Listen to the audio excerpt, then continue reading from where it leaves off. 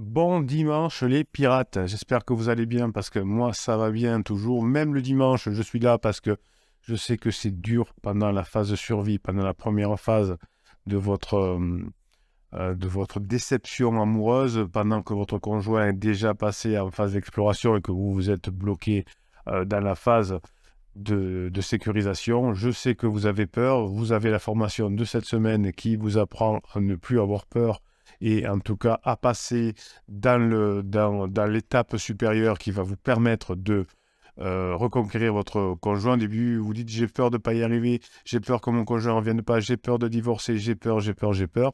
Et tout ça vous bloque. Mais grâce à la formation de cette semaine, vous allez y arriver. Je voulais vous faire un point quand même sur ce qui se passe dans le cerveau au moment où on est amoureux, où on a une relation réussie, ou une relation qui commence à battre de l'aile. Eh bien, finalement, nous savons que nous laissons le hasard contrôler souvent notre vie amoureuse. C'est le cas de votre conjoint, c'est le cas de votre conjointe qui peut-être va avoir une relation avec son collègue de bureau, avec son prof de yoga, avec quelqu'un qui revient de l'enfance. On le laisse un peu comment dirais-je, au hasard. On pourrait presque divorcer juste parce qu'on a envie d'aller voir ailleurs parce que le collègue de bureau, le prof de yoga, nous a fait de l'œil. Hein, et donc ça, c'est compliqué. Alors la meilleure façon d'intéresser des étudiants à des études scientifiques, c'est de les impliquer afin de susciter leur enthousiasme pour un sujet ou un projet. Eh bien, ça va être pareil pour votre conjoint. Dès que vous n'aurez plus peur, dès que vous aurez fini la formation, dès que vous serez passé à autre chose, eh bien finalement, on va refaire comme pour ces étudiants, on va donner de l'enthousiasme. Dans un cours de relations humaines, on peut, comment dirais-je, intéresser des étudiants en leur parlant des expériences sur l'amour. Ça plaît toujours. Eh bien, les émotions sur l'amour sont des choses qui sont beaucoup comment dire, demandées dans les études, simplement parce que ça nous fascine. Et quand votre conjoint commence à dérailler, quand votre conjoint commence à tomber en crise existentielle, eh bien, on est perdu, on a peur et on a perdu de l'enthousiasme pour notre couple, pour récupérer notre couple. Donc, on a demandé à 8 étudiants qui ne se connaissaient pas de venir dans une classe et on les met deux par deux au hasard. Et ensuite, on demande à chacun d'évaluer sur une échelle de 1 à 10 dans quelle mesure il ou elle apprécie, aime ou se sentait proche de son partenaire. Et ensuite, on demande au couple de se regarder intensément dans les yeux. C'est un exercice qu'on appelle le regard de l'âme. Cet exercice, vous voyez qu'il est très particulier, le regard de l'âme. Et vous voyez que si votre conjoint est en crise, si votre conjoint vous trompe, si votre conjoint fait du mal aux enfants, il va systématiquement détourner le regard. Donc, il n'y a pas le regard de l'âme. Donc, vous, quand vous avez peur, c'est pareil. Si vous ne faites pas attention, vous baissez les yeux ou vous tournez les yeux à droite ou à gauche parce que vous avez peur de soutenir le regard.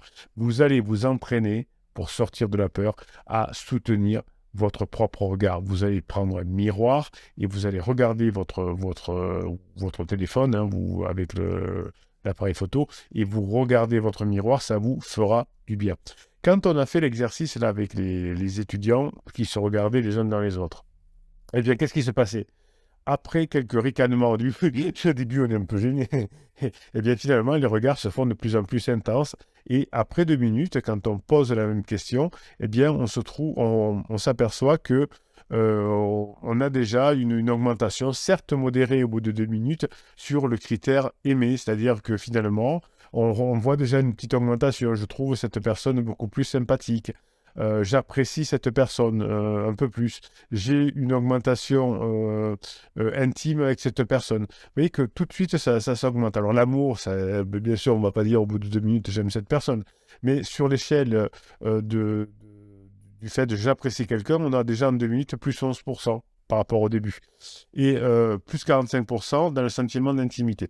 Donc vous voyez que si vous commencez à avoir moins peur, à vous regarder vous-même dans les yeux, dans le miroir, et qu'ensuite vous allez prendre le regard de votre conjoint et vous allez le fixer quand vous verrez. Hein, si vous êtes au téléphone, qu'est-ce que vous faites? Maintenant, je suis au téléphone, je ne peux pas le faire. Si, vous imaginez. Vous imaginez que votre conjoint est en face de vous et que vous la regardez, que vous le regardez dans les yeux. Et ça, c'est important. Lorsque finalement, on prend deux personnes au hasard, on leur demande de se mettre au hasard par binôme et de se regarder intensément dans les yeux pendant 2 minutes, 89% ont ensuite déclaré qu'ils se sentent mieux eux-mêmes dans leur corps et aussi qu'ils ont augmenté leur sentiment d'intimité. Ce regard oculaire va vous permettre de diminuer votre peur. C'est un des exercices que vous pouvez faire. Alors celui-là, je ne vous l'ai pas mis dans l'information, je vous en parle dans la vidéo du jour, mais c'est très important. Le contact oculaire sera important. Je vais vous donner une statistique. Aux États-Unis, un mariage sur 2 peut se terminer par un divorce. 2/3 des deuxièmes mariages et 3/4 des troisièmes mariages. En France, c'est à peu près les mêmes choses. Il y a plein de personnes, ça veut dire qu'ils ne savent pas faire. Pourquoi il y a autant de divorces? Ça veut dire qu'on n'est pas les pirates, qu'on ne sait pas faire. Et pourquoi on échoue dans une relation? Pourquoi il y a autant de divorces autour de vous et que vous allez réussir à récupérer votre conjoint? C'est parce que nous nous engageons dans des relations sans savoir comment elles fonctionnent. Et une fois qu'on est ensemble, si on n'a pas sa lune de miel, on ne sait pas comment les maintenir. On a des attentes qui sont irréalistes. On a tendance à choisir des partenaires inappropriés parce que l'on pense par erreur que nous sommes amoureux d'eux, simplement parce que nous avons une attirance physique, parce que la personne va souvent nous dire, et c'est le cas du pansement, ce qu'on a besoin, ce qu'on a envie d'entendre. Évidemment, cette combinaison d'échecs, un choix du partenaire inapproprié, le collègue de bureau, le prof de yoga, le prof de gym, le fait que nous avons une attirance physique ou que la personne nous dit ce qu'on a envie d'entendre, va faire qu'au bout de quelques semaines, ça peut aller jusqu'à 18 mois, l'aveuglement de la passion disparaît et nous commençons à voir que le partenaire que nous avons choisi, le pansement, on devient de plus en plus lucide sur le pansement et on s'aperçoit que ce pansement, effectivement, est totalement incohérent. Je ne comprends pas comment j'ai pu tomber amoureux de ce pansement. Et là, j'ai envie de lui dire, tu as changé. Ben, votre conjoint en crise, votre criseux, votre criseuse, souvent dit à pansement, c'est une phrase que vous retrouvez dans la formation pansement et criseux, pour être à l'intérieur de la formation pansement et criseux, pour savoir comment ça se passe.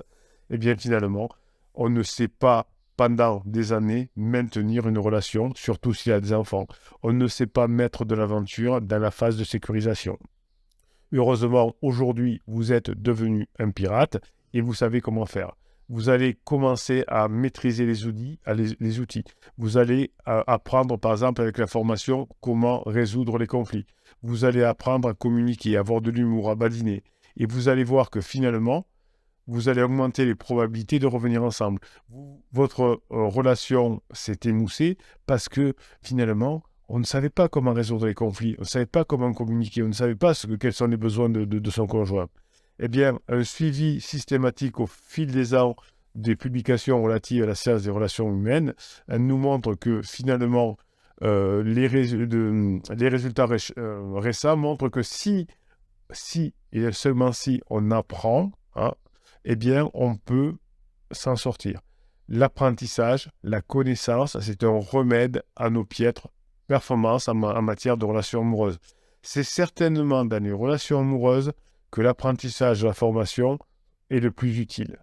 Il y a un remède qui consiste à tirer de ces recherches des façons de se comporter et apprendre à s'en servir. Vous avez à peu près 125 formations qui vous aident à ça.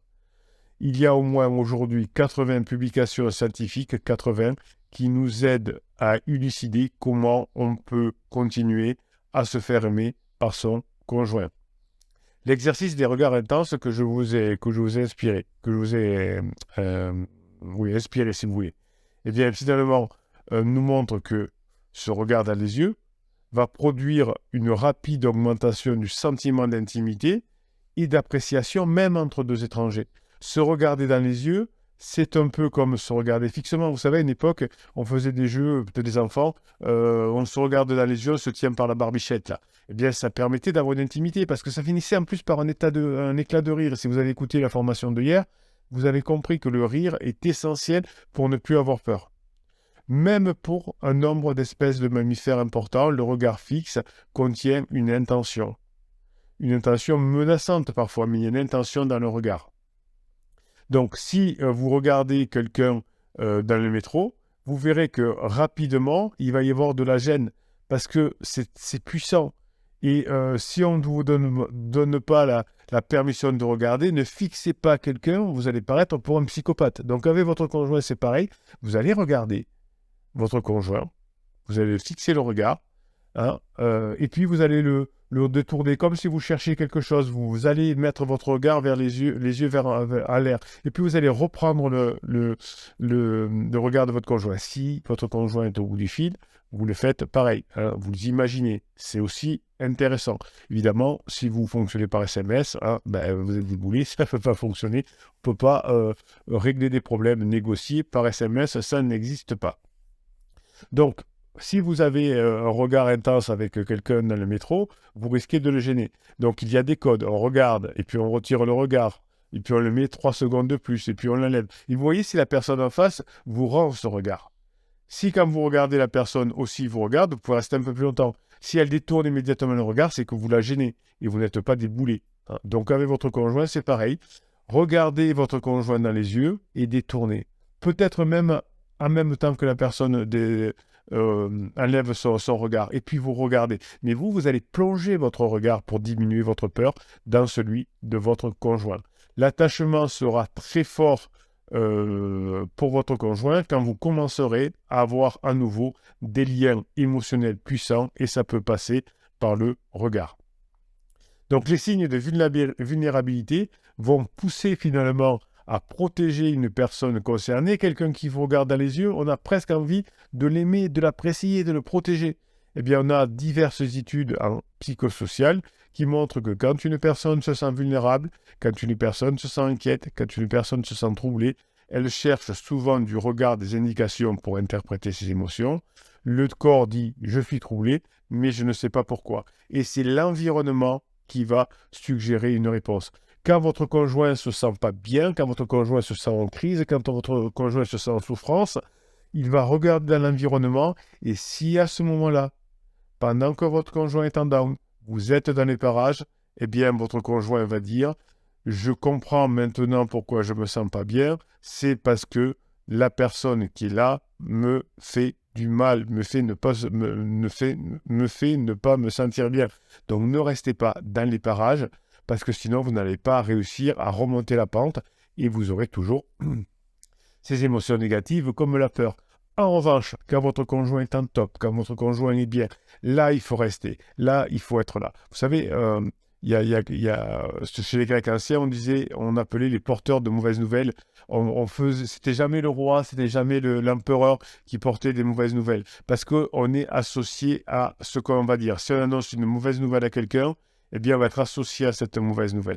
Eh bien, vous, c'est pareil, vous allez diminuer votre peur en étant un annonceur de bonnes nouvelles. Donc, c'est-à-dire que quand votre conjoint va être bien, vous allez être là. Quand votre conjoint ne va pas être bien, laissez-la aller avec pansement, c'est très bien. Si c'est au téléphone, vous voyez que ça commence à partir en biberine, vous récupérez votre conjoint une autre fois. Ne restez pas là. Si vous avez peur, vous allez transmettre la peur à votre conjoint, si vous n'avez pas encore fait la formation sur la peur, et votre conjoint va sentir cet environnement, il va sentir sa peur à lui, parce qu'il va sentir votre peur, elle va se transformer chez lui, et il va croire que c'est dans l'environnement. Vous avez peur, vous allez transmettre votre peur à votre cheval et votre chien va avoir peur, votre cheval va avoir peur, et il va avoir ses réactions d'animaux, de peur, le cheval il va partir au galop, le chien va essayer de vous mordre, s'il ne peut pas partir, bien évidemment. Donc, regardez l'âme de votre conjoint, mais aussi regardez votre âme. Passez du temps à vous regarder dans un miroir. Alors, ça fait un peu bizarre, mais ça va vous aider à vous guérir de votre peur. Vous aurez un aura d'amour, un aura d'intimité vis-à-vis de vous. Et je vous donne un tip qui vaut une pépite, là. Hein. Vous allez rentrer dans des secrets avec votre conjoint si vous regardez plus dans les yeux, si vous arrivez à regarder les yeux. Oui, je sais, vous dites, mon conjoint, il détourne le regard. C'est que parce que pour le moment, vous ne lui faites pas assez passer des moments ensemble. Eh bien, regardez le regard. Attrapez son regard quelques secondes et enlevez-le. Et vous allez voir que vous allez apaiser votre conjoint. Puisque quand on regarde dans les yeux, on se sent beaucoup plus intime. D'accord? Donc, recréez-moi cette intimité avec vos conjoints et vous verrez qu'il n'y a pas beaucoup d'exceptions euh, qui vont faire que vous allez apaiser la relation avec votre conjoint. Faites des jeux avec votre conjoint plus tard, faites la barbichette, faites le regard des yeux, tout ce que vous voulez, mais regardez-vous dans les yeux avec votre conjoint. On ne sait pas comment fonctionne un couple, mais si on apprend à savoir comment ça fonctionne, eh bien, on va y arriver. Si plus on se regarde dans les yeux, plus on est amoureux, plus ça va fonctionner. Quand vous allez regarder votre mari, votre femme dans les yeux, votre mari, votre femme va vous sentir à nouveau beaucoup plus affectueux et affectueuse. Alors au début, quand votre conjoint ne veut pas vous voir, allez-y, mollo, comme on dit, mais c'est quelque chose qui peut vous aider. Vous pouvez reprendre le contrôle de votre vie. Les contes de fées sont rares dans la vraie vie, mais si vous faites ce qu'il faut, vous pouvez y arriver. La plupart des mariages peuvent exploser si on ne sait pas comment fonctionne un mariage. Et quand votre conjoint est allé trop loin dans la phase d'exploration, qui vous a balancé une bombe, si vous avez peur, vous aurez plus de mal à récupérer votre conjoint. Donc, vous avez compris maintenant comment vous allez pouvoir faire. Je vous ai donné un tips aujourd'hui avec ce regard d'âme qui va diminuer votre peur. Vous allez me faire la formation de cette semaine. Tout le dimanche, s'il faut, vous allez diminuer votre peur. Votre peur vous fait mal, c'est pas bien quand on est en peur, et vous la transmettez par les neurones miroirs avec votre conjoint, comme vous transmettez votre peur à votre cheval qui va vous faire tomber et partir au galop. Je vous souhaite de pouvoir mettre en place tout ce qu'il y a dans les formations. Vous savez comment ça se passe, vous pouvez y arriver. Vous avez la team, la famille des pirates qui va vous aider à mettre en application tout ce que vous avez appris dans les formations. Vous êtes quelqu'un de bien. Si vous êtes là, c'est que vous avez envie de changer, c'est que vous avez envie de passer en phase de grande intimité. Votre conjoint a beaucoup de chance, hein. Il y a beaucoup de couples qui divorcent parce que celui qui n'est pas en crise fait plein d'erreurs et fait plein de propulsions et propulse la personne en crise dans les bras de son pansement. Vous avez peut-être commis des erreurs, peut-être vous avez commis des interdits au début, c'est pas grave, vous allez rattraper parce que vous avez toutes les formations, vous avez toute l'énergie des pirates, et comme la plupart des pirates, vous allez vous rapprocher, et ça, c'est bon.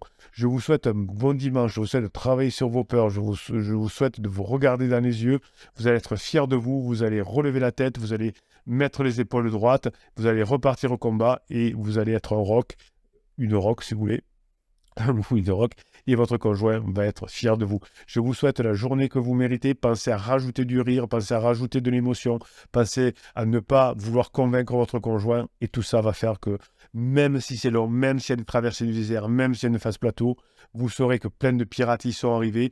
Vous ne pouvez pas y arriver par des tips magiques comme le silence radio ou des choses comme ça, en perdant contact avec votre conjoint. Au contraire, vous allez avoir un contact, et si possible, un contact en regard d'âme pour diminuer votre peur. Passez le dimanche que vous méritez, mes pirates adorés. Je vous kiffe. On travaille sur sa peur parce que vous le valez bien. Merci pour ce que vous êtes. Vous changez le monde autour de vous et ça, c'est magique.